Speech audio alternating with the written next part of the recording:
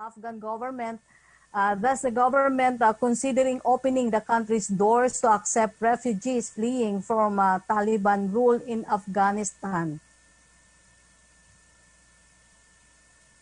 Since time immemorial po, the Philippines has had jurisprudence even before the Convention on Refugees welcoming asylum seekers. No?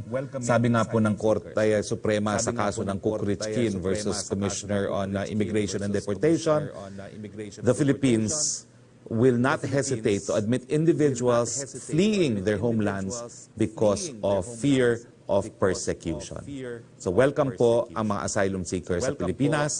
Nung panahon po ng natanggal ang Tsar of Russia, tinanggap po natin sila. Nung panahon po ng pangalawang pandaigdigang digmaan, tinanggap po natin mga Hudyo sa ating bayan. Lahat po na kinakailangan ng kalinga dahil sila po ay pinipersecute sa kanilang bayan.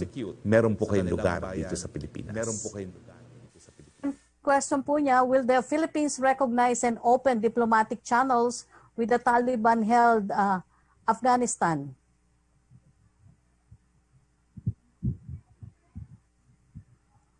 Leave that wholly to the DFA.